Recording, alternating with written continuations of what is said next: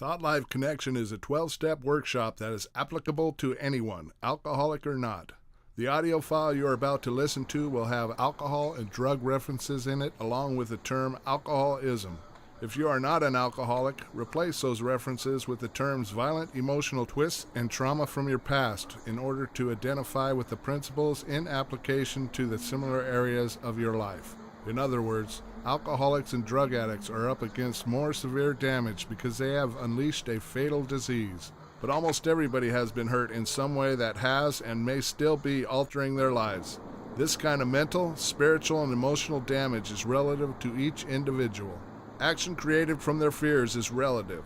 Thought generated from untreated subconscious trauma is relative.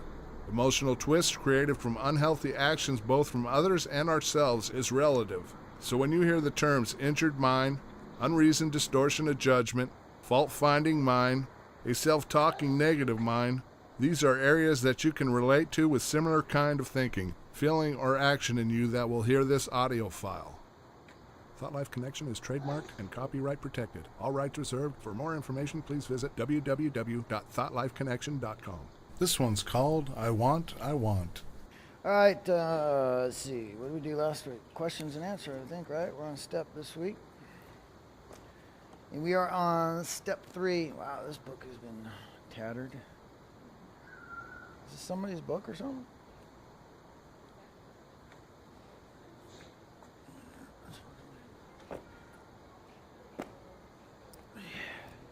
Hey, Fat, man, they've probably been around. There was just an orb flying around years, right?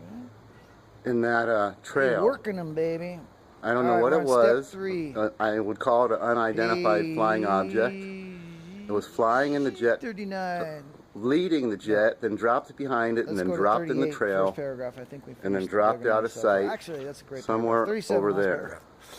This here, in step 3, in terms of looking at it for my life and what position it's in, and it's always really. I found in the program recovery, and I found for my life, and I found for things that I'm trying to learn and adapt to my life, it's always good to ask questions. It doesn't mean to get stuck in them, but why is step 3 in the third position is something I always notice. And then also, if you look at the step, go to page 41 there. On there, this is where the serenity prayer is. And it says, once we have come into agreement with these ideas, it is really easy to begin the practice of step 3. In all times of emotional disturbance or indecision, we can pause, ask for quiet, and in the stillness, simply say, God, grant me the serenity to accept the things I cannot change, courage to change the things I can, and the wisdom to know the difference. Thy will, not mine, be done. I always wondered, why didn't they put that in step 2? 1, it says God. Step 2 is coming to believe in the power of greater ourselves, but it certainly mentions the name God in step 2. But in terms of order form for my life, see, as I've explained before, to me, I've lived a life that had a lot of ups and downs. I banged my head a lot. I drank too much, and I lived that lifestyle. And I didn't really have any map or any way of life other than thinking that material success would get me what I wanted, and everything else would follow. But I didn't have a way of life, and I think just for anybody and everybody, you should have some principles that represent how do you live today, how do you live this day, what's your goal today, what's your ideal of the man or woman that you should be today. And in terms of that, when I look at these steps and I'm getting the grasp of what these steps are there for, I found out for me steps 1, 2, and 3 lay the foundation for my life. And the reason that step 3 has the serenity prayer in it is because I wasn't ready for it in step 2. And the serenity prayer is a very powerful prayer in application. Does anybody have any definition for them of what the serenity prayer represents that they would like to share with us? What is the serenity prayer to you, and how do you apply it in your life? John? You could go with Mike. Man.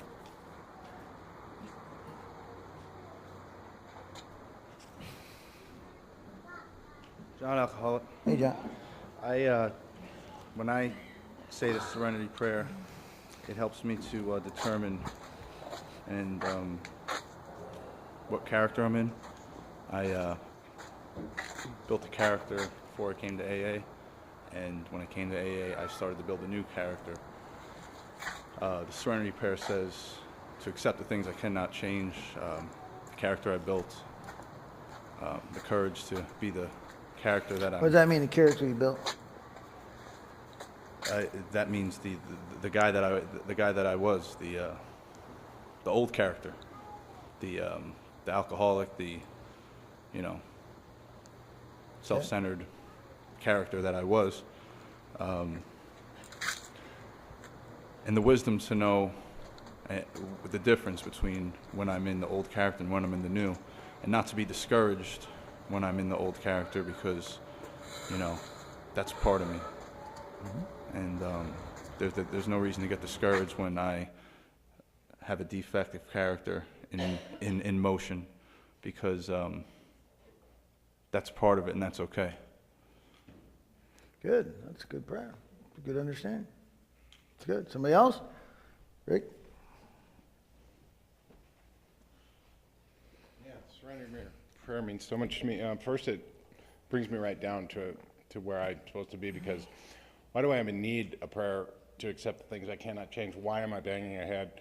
Why don't I just go, well, I can't change that. But somewhere in there, there's something that's going, this is wrong. So I got to ask God for the power so I can have a little bit of calm, a little bit of peace in my life for the things that I cannot change. Quite often, I do get upset on the freeway, and I have no power there. And then it asks, well, I'm asking God for two things, I guess. I'm asking for serenity and for courage, for personal growth.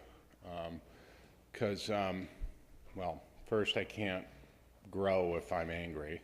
And if I get that serenity from God, then I can move on to get some courage from Him to, change the things that I can.